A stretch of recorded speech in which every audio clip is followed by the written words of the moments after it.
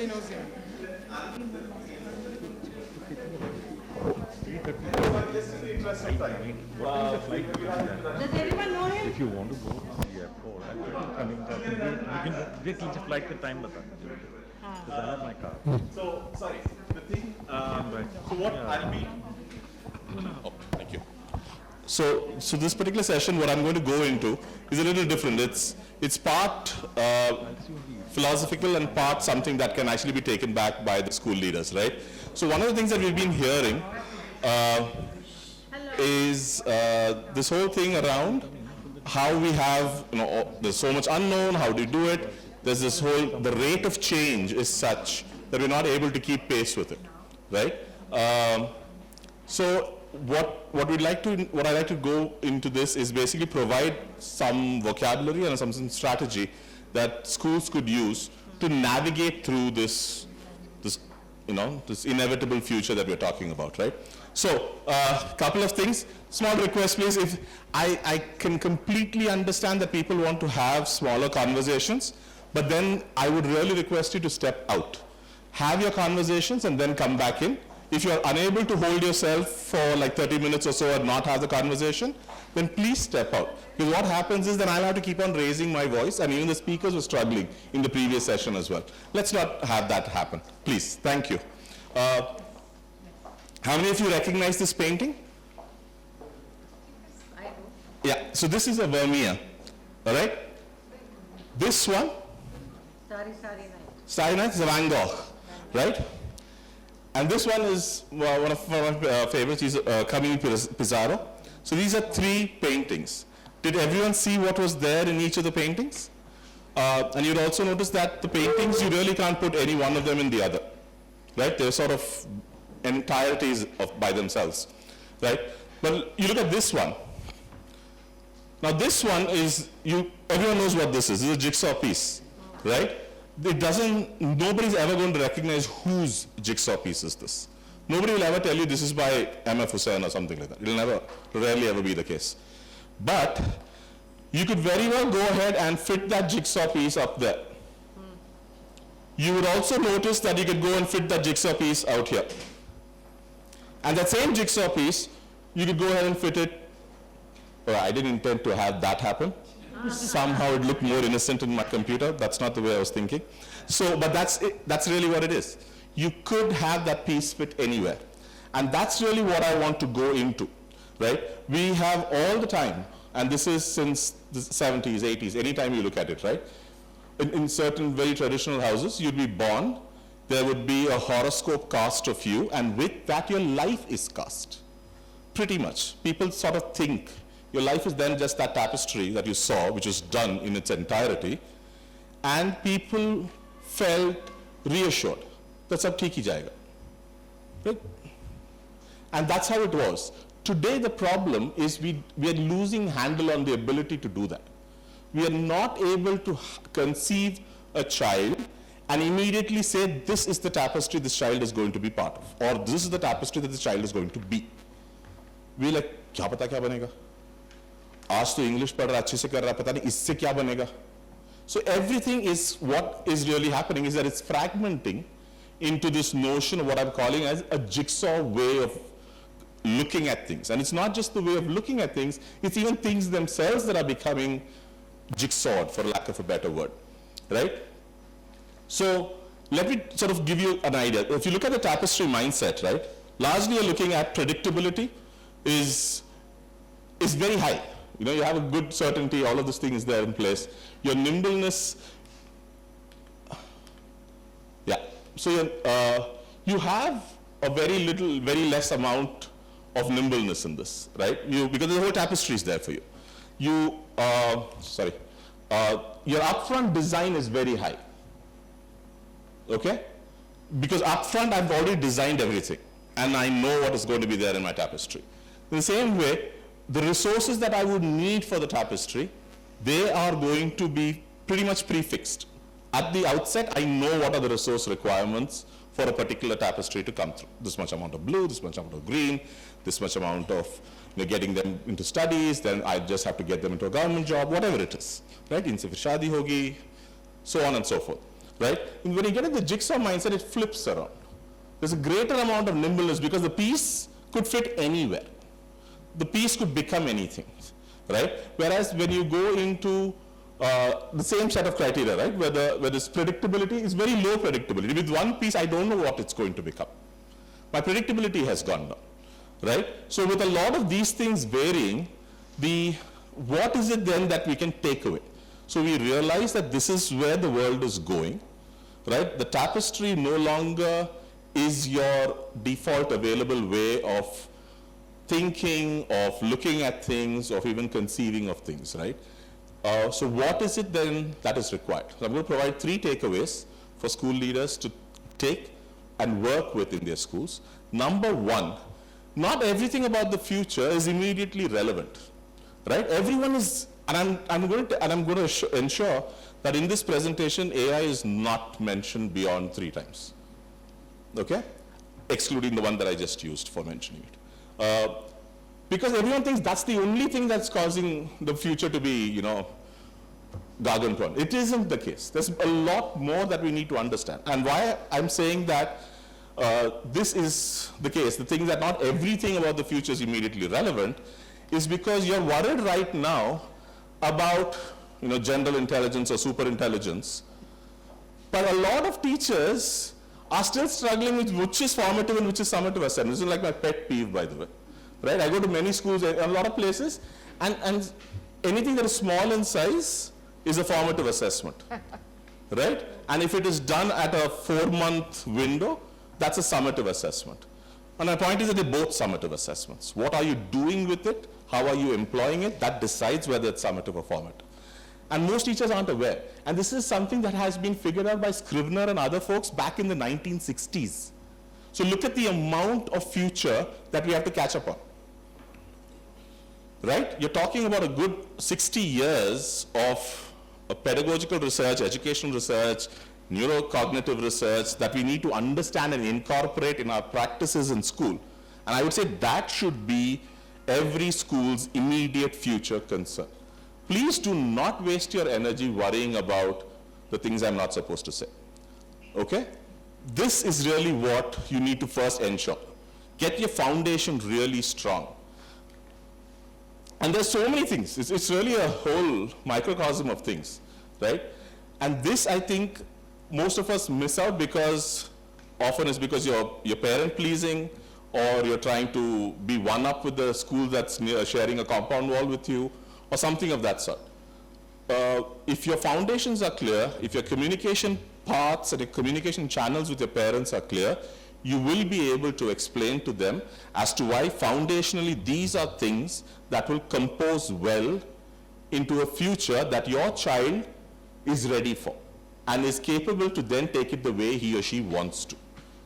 When you do not have these level things, these capabilities, these competencies built in, you're then only going to be reactive. And you're reacting at such a pace because the pace of change is such, you're going to confuse the child. You're going to make the parent feel that you will sway this way or that way, any way that the wind takes you. You're not giving a cogent, your school version of what needs to be done. And this is extremely important. To be able to stand up with the courage and the confidence, take the parents in, explain to them why this sort of reaction is not going to help the child in any manner possible. The other thing is one of the things that was recently mentioned also in the previous talk. Oh, which period is going to get cut? Or how many periods are you going to add for this?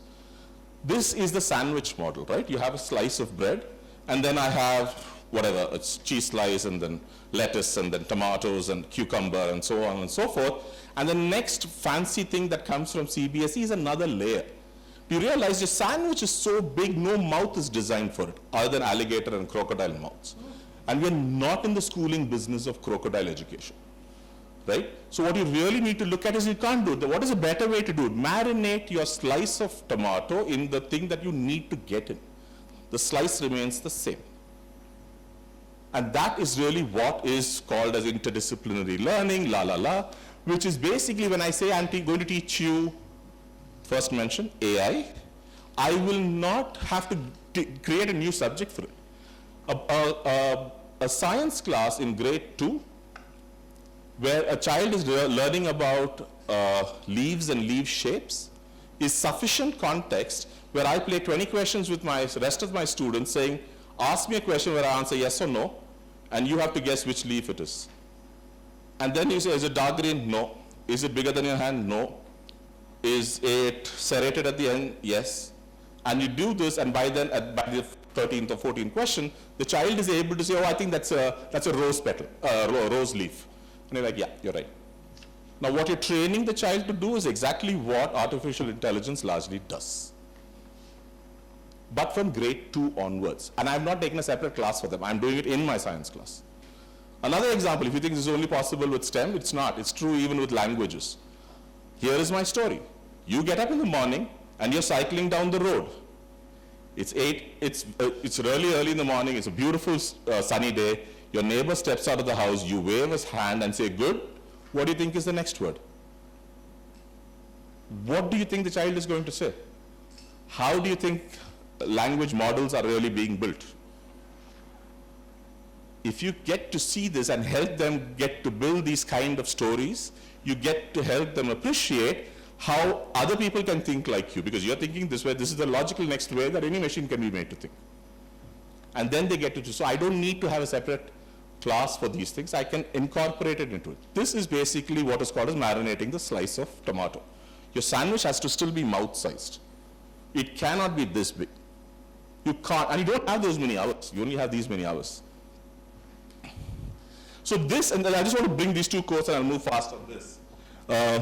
This is a quote by Tim Berners-Lee, right? So for some of you who know, he is considered the father of the TCP/IP internetworking system, right?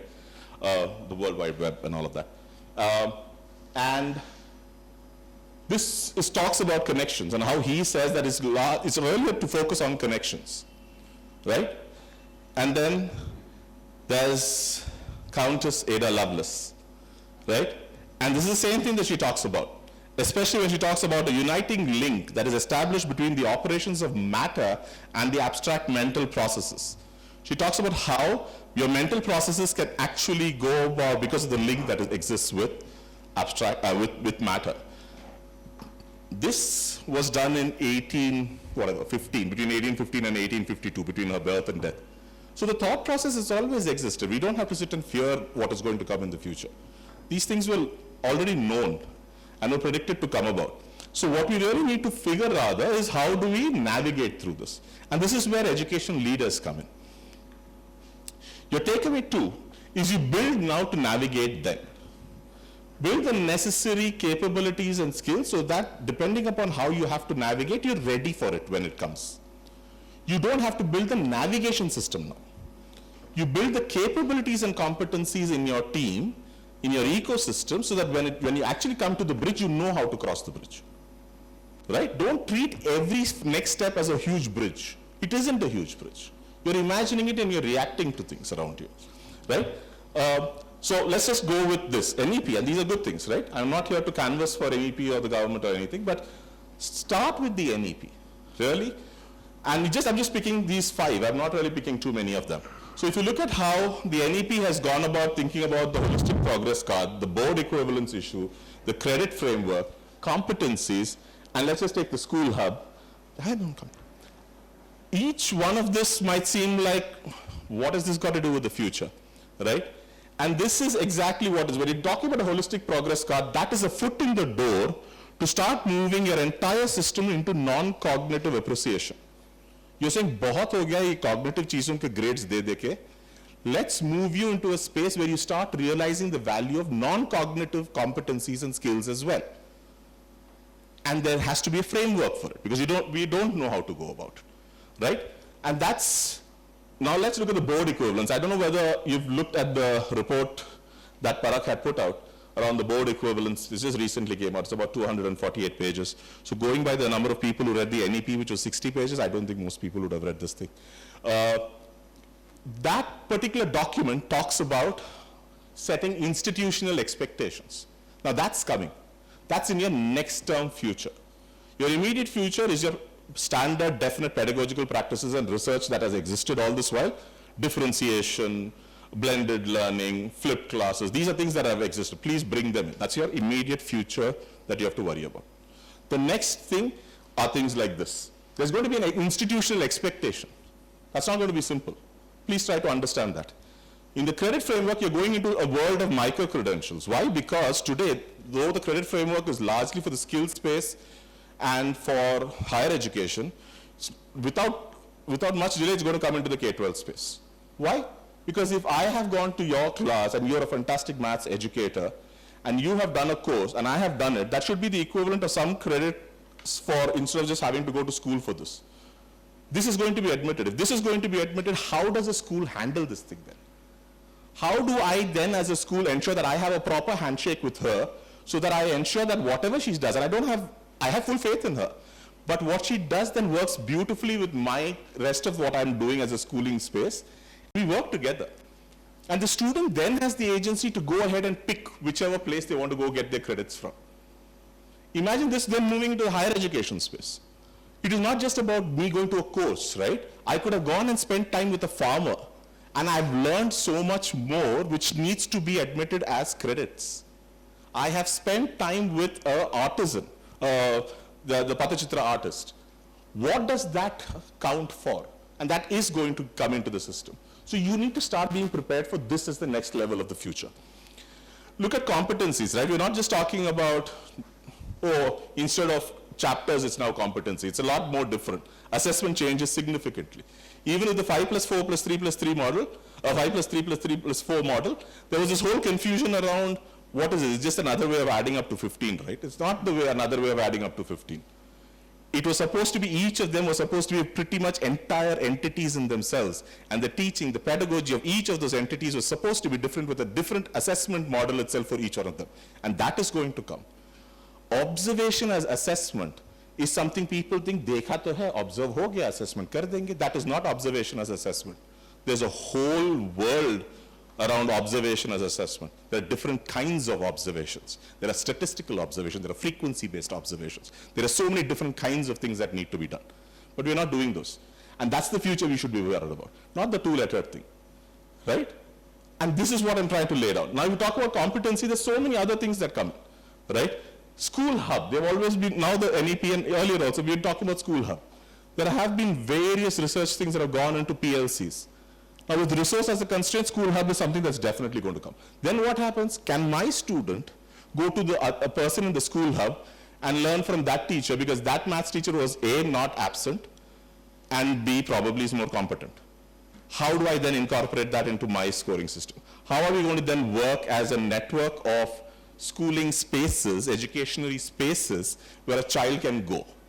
Those are the futures we have to start thinking about. Yeah, but even in the non-cognitive, this, okay, we'll come to that in a bit, but this is the next stage. Now look at this. This is a standard timetable, right? A lot of times we've seen this sort of a timetable. We need to be prepared for a future where the timetable looks like this.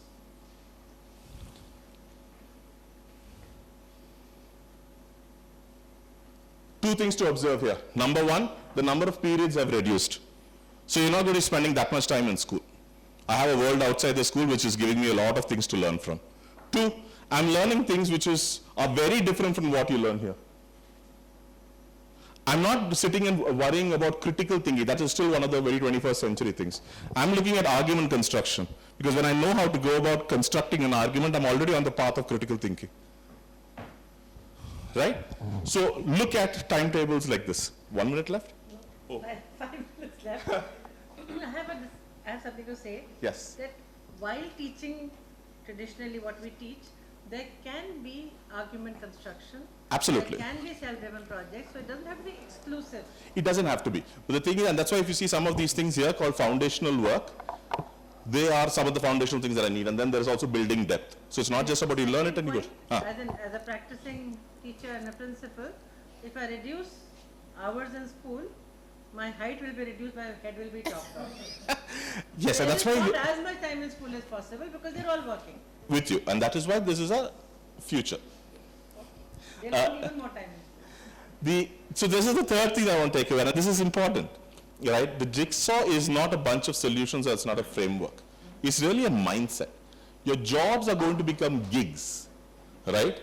Your schooling or your credentials are going to become micro-credentials, right?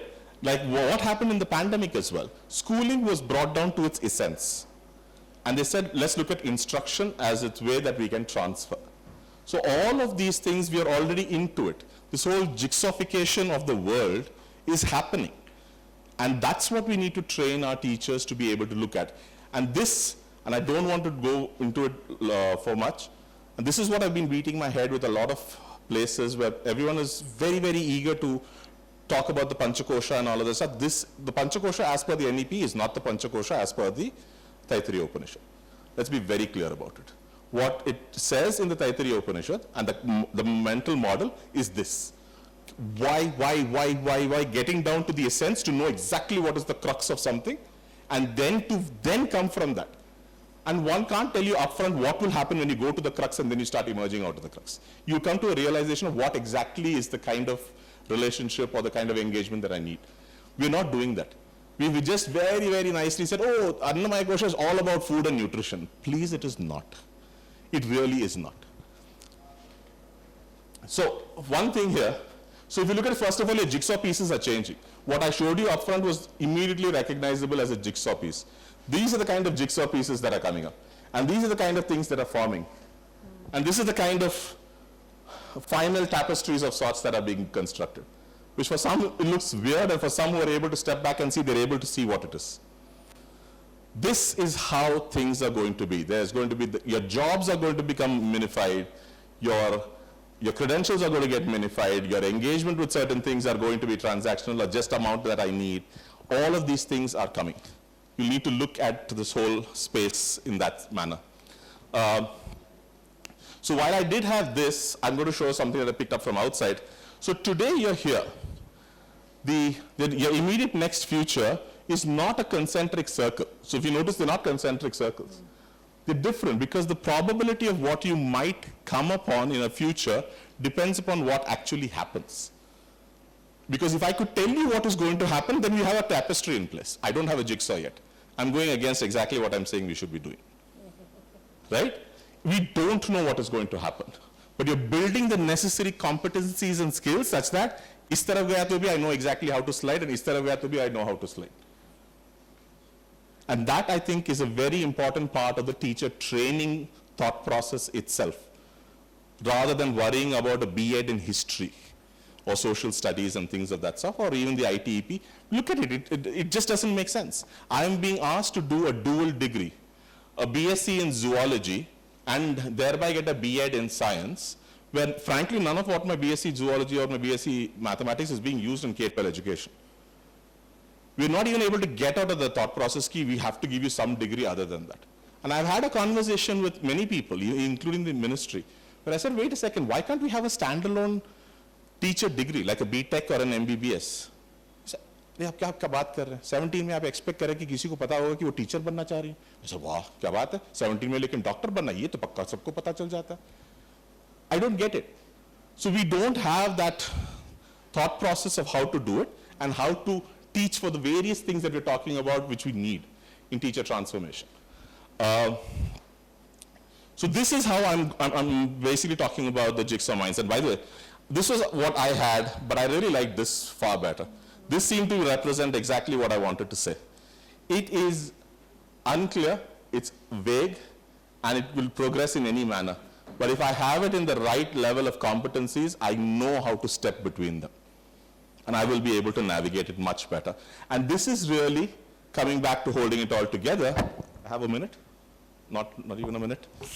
I'll just take a minute. Yeah. Is the responsibility of the education leaders. Please do not bypass, we are not here to be a conduit. We are not here to pass on all the worries and concerns of the world outside to our teachers. We're supposed to buffer it. There will be 100 million things changing. How do we understand it, comprehend it, and then let only the necessary part trickle down to the teacher so that they can build the competence in that place while you are preparing the rest of the ecosystem to then be able to take it forward. You keep passing it on to them, technically then you're not really required, but the other thing is also that they are just going to start panicking and running helter-skelter like headless chicken. We are already getting 2.5 लोग मिल रहे हैं हमें teachers के बहाने आजकल, वो भी नहीं मिलेंगे. right? So there's a lot of things that we need to ensure, and as ed leaders, that's really one of the things that I would say is required. There's all of these things. None of this has got AI in it. The picture generated is Photoshop. It's not AI. You have climatic, and Subhiji has been talking about it since morning, right? You're shutting school because of rains. In Pune, we have been suffering it for the past 2-3 weeks. You're shutting because of rains. You're shutting because of climatic issues. इसके वजह से घर पे कुछ हो रहा है. Suddenly, a thatched roof is catching fire. घर नहीं है suddenly overnight. There are a lot of these things that are happening, right? There's war, and it's all over the place. There's Israel on this, the Gaza Strip on this side, there's Ukraine on this side, and recently Bangladesh. We don't know what's going to happen. We don't know how things are going to morph. And then there is this whole thing around nationalism and extreme patriotism, which goes to one, we get so globalized that we start collapsing under the weight of it, and then saying, no, I still need an identity, and I want to be this nationality. I want to be British. I want to be a redneck. I want to be Indian, right? And there's a lot of misdirection that can happen unless the education system is able to grapple with this and then channelize it properly. And you can channelize it properly into a study of the Indian knowledge system, no questions. You don't have to go to extreme, radical nationalism because of that, right? And these are things that are very pressing about the future. So this is really my request to all educational leaders. There will always be weathering storms, and the teachers and the educational leaders are going to go about it. But at the roots, if we are all well coupled, we are all holding hands, and we are ensuring that the crux of education is not forgotten in the process, I think we'll do fine. Thank you. Thank you, Anand. That was very nice. Can I? This was this for you. And now for the last session, another imaginary fireside and a little chat around that. Yes. Thank you. Thank you.